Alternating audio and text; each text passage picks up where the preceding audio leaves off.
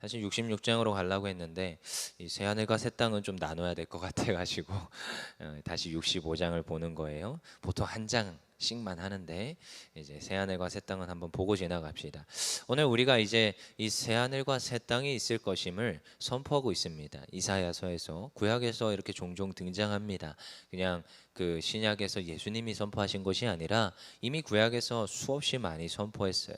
그리고 예수님은 이사야서를 특별히 많이 인용을 하는 걸 볼 수 있어요. 이 예수님은 구약에 있는 말씀을 얼마나 잘 인용하는지 몰라요. 그래서 예수님은 이 구약에 있는 말씀들을 폐하러 오신 것이 아니라 완성하러 오신 줄 믿습니다. 그래서 이 새하늘과 새 땅은 이미 계속 선포되고 있는 말씀인데 이상하죠. 자꾸 새하늘과 새 땅 하면 자꾸 떠오르는 이미지가 있잖아요. 새하늘과 새 땅, 신, 천, 지 막 자꾸 떠오르잖아요. 새 하늘과 새 땅 하니까 이 신, 새로울 신자에 천, 하늘 천자에 땅지를 씁니다. 그러니까 새 하늘과 새 땅을 지금 걔네들이 쓰고 있는 거거든요.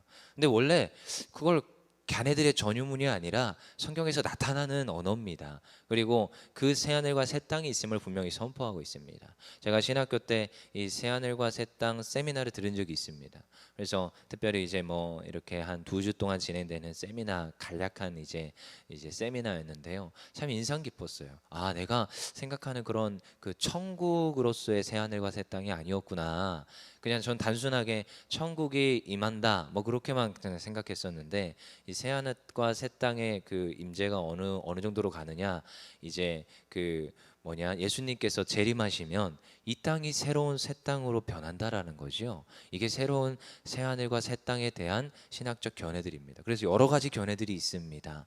뭐 기존에 있었던 모든 세상을 다 멸하여 버리고 새로운 새 땅과 새 하늘을 창조하신다. 뭐 이런 신학적 견해도 있고, 기존에 있었던 것들을 하나님께서 다시 새롭게 변화시키신다. 뭐 이런 신학적 견해도 있고, 여러 가지 신학적 견해가 있는데 두 가지가 가장 대표적입니다.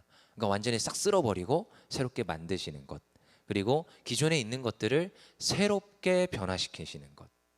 근데 어느 쪽의 신학적 견해가 가장 세냐, 신학자들이 가장 이렇게 지지를 하고 있느냐, 기존에 있었던 것을 새롭게 변화시키는 것이 이제 신학자들의 다수의 견해라는 거죠. 소수의 견해를 무시하자가 아니라 다수의 견해가 있습니다. 그러니까 저는 사실 그런 거 있으면 저는 안다고요, 모른다고요, 잘 모르겠다라고 합니다. 신학적으로 아직 견해가 뭐 정립이 안 됐는데 저희 어떡합니까? 말단 강도사가 뭐라고 말할 수 있겠어요. 그냥 이런 견해가 있다라는 것을 소개를 해드리고, 근데 저도 이제 한편으로는 이제 어디에 조금 더 이제 무게를 주느냐, 하나님께서 창조하신 것들을 막 멸하지 않고요, 거기에서 다시 새롭게 변화시키실 것을 저는 기대를 합니다. 왜냐하면 다 쓸어버리면 너무 슬프잖아요. 아무튼 근데 이제 그러한 이제 새 하늘과 새 땅을 창조하시겠다라는 그런 말들이 있다라는 것을 우리가 기억할 필요가 있는데, 그냥 단순히 천국의 말이 아니라 새 하늘과 새 땅으로 변화시킨다, 이런 모습들을 우리가 한번 생각해 봐야 됩니다. 그래서 우리는 이 특별히 다른 이단들의 전유물이 아니라 이 성경에서 나오고 있는 새 땅과 새 하늘에 대한 이야기들을 우리가 알 필요가 있고, 그것들을 또한 마음에 새겨야 될 줄 믿습니다. 다른 뭐 이단들의 전유물이 아니라는 것을 우리가 기억하기를 원합니다. 우리 한번 오늘 읽은 17절 읽어보겠습니다. 시작. 보라, 내가 새 하늘과 새 땅을 창조하나니 이전 것은 기록되거나 기억되거나 마음에 생각나지 아니할 것이라. 아멘. 그렇습니다. 이 지금 하나님께서는 이전 것은 지나갔으니 무엇이라? 보라, 새로운 피조물이 되었도다, 우리에게 말하고 있습니다. 온 몸 모든 세상의 창조물들도 하나님께서 새로운 피조물로 만드시는 줄 믿습니다. 일단 우리가 그 산 증인입니다. 우리들도 어떻게 됐습니까? 예수 믿음으로 이전 것은 지나갔고 새로운 피조물로 사는 거예요. 니고데모가 와서 예수님께 물어봤습니다. 어떻게 하면 내가 거듭나겠습니까? 라는 질문에 예수님이 너 다시 태어나야 해. 근데 이제 니고데모가 너무 당황스러운 거지요. 다시 태어나다니요. 전 지금 장성한 어른인데 지금 제가 제 어미의 뱃속에 들어갔다 나오리까? 이러니까 아, 그거 아니다. 그거 아니다. 거듭나야 된다는 것을 분명히 이야기하고 있다라는 거죠. 구원에 대한 문제는 새롭게 거듭나는 것을 말합니다. 그래서 이전 것은 지나가는 것이고 하나님이 새로운 피조물로 만들어 주시는 거지요. 그래서 우리는 이것을 믿으셔야 됩니다. 하나님께서 천지를 창조하셨고 그 천지를 창조하신 것에서 분명히 이 죄가 들어와서 천지 창조가 또한 타락의 길로 갈 수밖에 없었지만 그럼에도 하나님은 그것을 다시 어떻게 하기를 원하신다? 회복하기를 원하신다. 치유하기를 원하신다. 그게 이사야서의 결론 부분의 마지막입니다. 내가 너희를 어떻게 할 거야? 새로운 땅과 새로운 하늘로 만들 거야. 분명히 이렇게 말하고 있다라는 거예요. 그래서 너희들은 이제 이전 것은 기억되지 않는다. 이전 것은 그 마음에 생각나지 아니한다. 분명히 말하고 있습니다. 근데요, 여러분 우리는 잘 생각해야 됩니다. 우리가 기도할 때에 하나님께서 때로는 그 완전히 새롭게 변모시키지 않을 수도 있습니다. 하지만 그럼에도 불구하고 여러분 제가 기도하다 보면 기도의 응답이 이루어지는데 상황과 여건이 바뀌지 않는데 하나님께서 내 마음에 무엇을 주시느냐? 평안함을 주십니다. 기쁨을 주십니다. 근데요, 그게 뭐냐? 하나님의 나라가 임하는 겁니다. 하나님이 내 안을 새롭게 하시는 거예요. 나를 새롭게 바꾸십니다. 그러면 하나님의 임재가 강력하게 주어질 때 우리 안에 하나님의 임재가 오셔서 내가 변화되는 거예요. 그래서요, 우리의 공동체가 변화가 안 됩니다. 하나님 우리 공동체를 변화시켜 주시옵소서. 근데 이상하죠? 그곳에 그 하나님의 임재가 강력하게 누리는 그 사람이 가면요, 그 공동체도 하나님의 임재 가운데로 가더라는 거예요. 그 하나님의 깨어있는 그 신실한 하나님께서 나를 새롭게 만드셨습니다라고 고백하는 그 사람이 그 공동체에 들어가잖아요. 그곳에서 하나님의 나라가 임하는 줄 믿습니다. 그래서요, 우리 안에 하나님의 나라가 먼저 임해야 돼요. 하나님이 나를 변화시키셨다, 이 강력한 확신이 우리 안에 있을 때 우리가 가는 곳곳마다 하나님의 나라의 통치가, 하나님의 나라의 다스림이 있는 줄 믿습니다. 그래서요, 이 민족 가운데서도 동일하고요, 우리 가정 가운데서도, 우리가 가는 그 직장과 우리가 가는 모든 지경 가운데서 동일합니다. 하나님의 나라가 임하는 것은, 하나님의 변화가 일어나는 곳은 우리가 가는 곳곳이 변화시키는 줄 믿습니다. 왜요? 우리가 그러한 향기의 역할을 한댔어요. 그리스도인의 역할을 한댔어요. 그래서요, 그 곳곳마다 하나님의 나라가 이루어지는 것이고 새 하늘과 새 땅을 창조하나니 이러한 놀라운 일들이 일어나는 줄 믿습니다. 예수님이 그러셨습니다. 예수님이 이 땅에 오셔서 하나님의 나라를 끌고 오셨다고 했습니다. 하나님의 나라가 예수님의 오심으로 이 땅 가운데 임했다고 분명히 말했습니다. 하늘에서 이룬 것 같이 땅에서도 이루어지게 하시는 분이 예수님입니다. 그래서 예수님이 이곳에 성육신 하셔 오실 때 하나님의 나라가 임했습니다. 그래서 예수님이 이 땅 가운데서 가장 먼저 선포하신 말씀은 그 요한과 비슷한 말로 동일하게 얘기했죠. 회개하라, 천국이 가까이 왔다. 그 천국이 이곳에 있다 저곳에 있다 말하는 것이 아니라 너희 안에 있다 분명히 말합니다. 예수님이 임한 그곳에 있다 분명히 말하는 줄 믿습니다. 그래서 오늘도요, 우리가 뭐 새하늘과 새 땅이 다른 곳에 있는 것이 아니라 가장 먼저 나에게 있는 것이고 내가 가는 그 곳곳마다 있는 것임을 믿습니다. 그렇게 선포하며 나아갈 때 그곳이 하나님이 지으시는 새하늘과 새 땅이 됨을 믿습니다. 우리 18절 읽어보겠습니다. 시작. 너희는 내가 창조하는 것으로 말미암아 영원히 기뻐하며 즐거워할지니라. 보라, 내가 예루살렘을 즐거운 성으로 창조하며 그 백성을 기쁨으로 삼고. 그렇지요, 우리는 기뻐합니다. 왜요? 하나님의 나라가 임했기 때문에, 내 안에 새하늘과 새 땅이 임했기 때문에 저희는 기뻐합니다. 이 기뻐하는 거는요, 억지스럽지가 않습니다. 누차 얘기하지요. 그리스도인은 억지스럽지 않습니다. 자연스러운 겁니다. 저도 여러분들이 저를 이제 조금 경험해 보시면 권요셉이라는 사람도 억지스럽지 않습니다. 그저 그렇게 자연스럽게 화가 나면요 화를 내기도 하고요. 좋으면요 웃기도 하고요. 사실 얼굴에 다 드러나요. 저 힘듭니다. 건드리지 마세요. 막 이런 표정이 얼굴에 드러나고요. 저 지금 기분 좋습니다. 이런 표정이 막 드러나게 돼 있거든요. 전 지금 어떤 것 같습니까? 네. 기분 좋습니다. 아무튼 즐거워하는 것이고 기뻐하는 것이고 이 그리스도인들은 자연스러운 것입니다. 근데요, 새 하늘과 새 땅에 임하면 그저 그냥 자연스럽게 기뻐할 수 있는 것입니다. 왜요? 내 안이 변화가 됐으니까, 내 마음이 새롭게 되었으니까 얼굴 표정부터 시작해서 말하는 것부터 시작해서 사람들과 관계 맺고 교제하는 것부터 시작해서 모두가 기뻐하고 그 사람이 가는 곳곳만은요, 그 부정적인 영향력이 있는 것이 아니라 긍정적인 영향력이 넘쳐납니다. 그래서 가는 곳곳마다 말을 할 때도 틀립니다. 아유 그랬어요. 힘듭니까? 아유 뭐 당신은 왜 이렇게 해벌레 해벌레 합니까? 왜요? 그냥 마냥 좋습니다. 왜요? 하나님이 나와 함께 하시니까. 전 그냥 기분이 좋습니다. 그 남편과의 막 이렇게 트러블 가운데서도 남편을 섬깁니다. 왜요? 그냥 좋은 거예요. 좀 못난 사람 그래도 나에게 붙여줬으니 내가 섬겨줘야지 하면서 서로 돕는 배필이 되어서 그 가정을 든든히 세워가는 것입니다. 이게요 새하늘과 새 땅을 누리는 하나님의 나라를 누리는 하나님 백성인 줄 믿습니다. 가는 곳곳마다 그래요. 가정만이 아닙니다. 직장도 동일하고요, 사업장도 동일합니다. 그 사람이 가는 곳은 새하늘과 새 땅이 되는 거예요.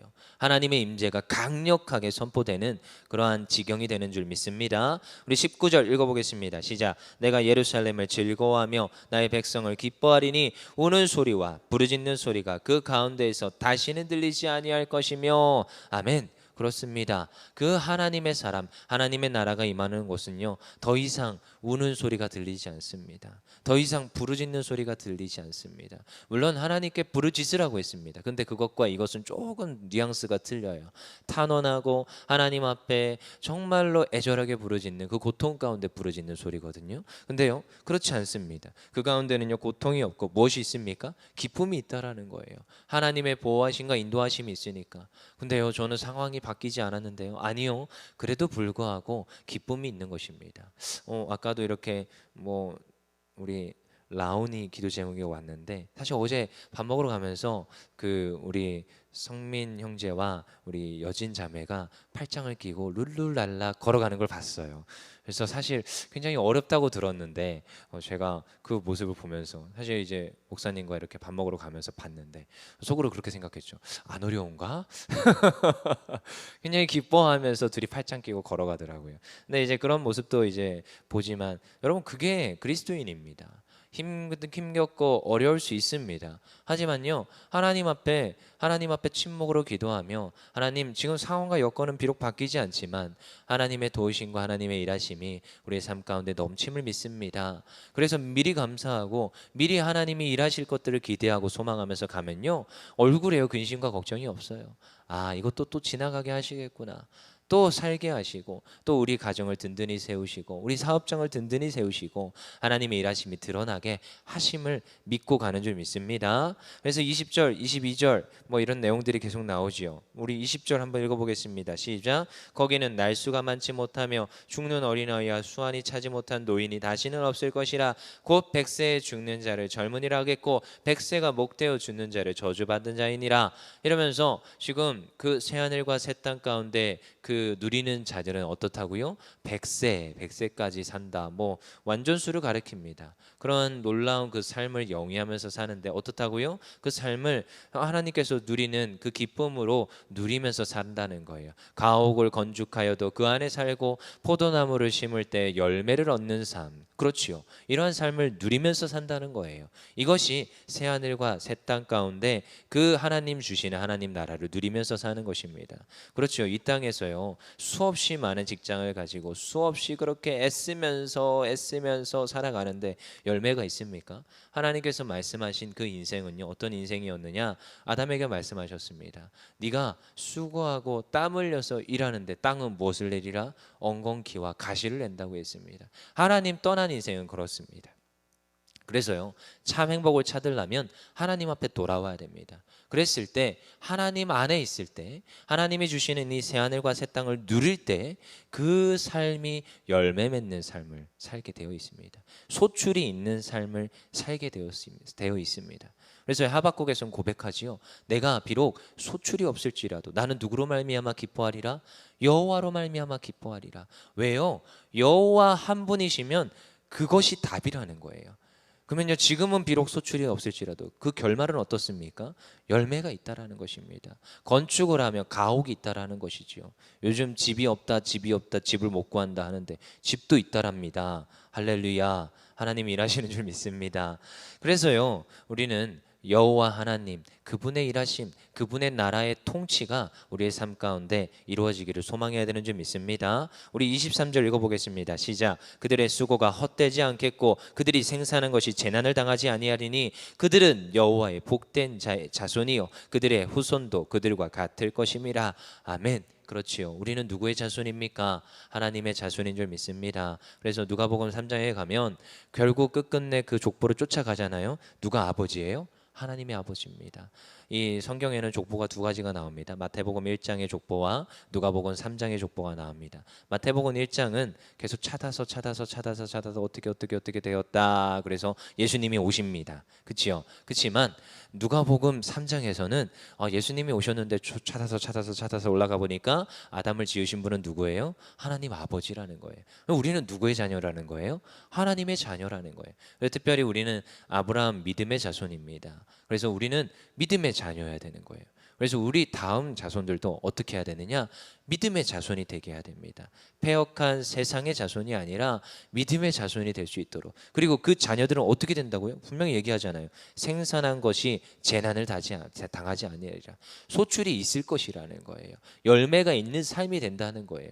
그래서 우리는요, 다른 것들을 물려줄 수 없습니다. 제가 정말 저희 어머니 아버지에게 물려받은 것은 신앙의 유산입니다. 근데요, 어렸을 땐 이게 원망이었고요, 슬픔이었고요, 괴로움이었어요. 왜 나는 이 흙수저로 태어나가지고 이렇게 고통스럽나? 학비 하나도 안 대주시는 부모님, 왜 이렇게 어렵나? 왜 나는 여전히 개척교회 엄마 아빠의 자녀인가? 원망도 많이 했었습니다. 근데 신학교 들어오고 나서 이게 엄청난 유산이구나 라는 것을 깨닫게 됩니다. 지금 와서는 감사하다고 합니다. 다른 거 필요 없고 기도만 해주십시오 합니다. 다른 거 필요 없습니다. 오히려 제가 용돈 드립니다. 용돈 늘 드리고 있습니다. 근데 다른 거 필요 없습니다. 정말로 저를 위해서 기도만 해주십시오 이렇게 말하고 있습니다. 무엇입니까? 그것이 우리가 우리 자녀들에게 물려줄 거예요. 그러면요, 그 자녀 인생이 그냥 잘 되게 돼 있습니다. 하나님이 보호하시고 인도하시는 줄 믿습니다. 성경에서 말하잖아요. 그 후손도 그들과 같을 것임이라 분명히 말하고 있습니다. 우리 24절 25절 읽어보겠습니다. 시작. 그들이 부르기 전에 내가 응답하겠고 그들이 말을 마치기 전에 내가 들을 것이며 이리와 어린 양이 함께 먹을 것이며 사자가 소처럼 짚을 먹을 것이며 뱀은 흙을 양식으로 삼을 것이니 나의 성산에서는 해함도 없겠고 상함도 없으리니 여호와께서 말씀하시니라. 아멘. 이것이 새하늘과 새 땅, 하나님이 주시는 하나님의 임재와 하나님의 놀라운 통치와 다스림이 있는 나라인 줄 믿습니다. 그 땅은요, 이미 이 나라 예수님께서 재림하시는 그 때이기도 하지만 또한 우리가 지금 누리고 있는 그곳인 줄 믿습니다. 왜요? 예수님이 이 땅에 오셔서 우리에게 선포하셨어요. 내가 있는 곳, 예수님을 주라 시인하는 그곳이 천국이다. 하나님의 나라가 시작되는 곳이다. 이미 시작되었습니다. 이 새하늘과 새 땅. 종지부는 언제요? 이미와 아직이랬습니다. 아직 이루어지진 않는데 종지부는 예수님이 재림하시면서 종지부를 찍는 데였어요. 그때는 이 패역한 시대가 어떻게 될지 모르겠지요. 신학적 견해가 두 개가 있다고 했습니다. 싹 쓸어버리고 새로운 나라를 창조하실지, 그리고 때로는 이제 이 모든 것들을 새롭게 다 변화시키실지, 그건 저는 잘 모르겠습니다. 하지만 종지부를 찍는 그 순간이 있댔어요. 근데요, 그때까지 우리가 새하늘과 새 땅을 누린다 안 누린다? 누리고 있다라는 것입니다. 이미 임한 그 나라를 우리가 누립시다. 그리고 우리만 누리는 것이 아니라 우리의 수명이 끝나고 그거에 끝나는 것이 아니라 내가 누린 그 새하늘과 새 땅 우리 자손에게도 물려주십니다. 그래서 그 다음 세대가 정말로 다른 세대가 되지 아니하고 하나님을, 주님을 주라 시인하며 정말로 복받는 그 삶이 될 수 있도록 우리가 기도하며 애쓰는 하나님의 백성들 되기를 소망합니다. 이 시간 기도합시다.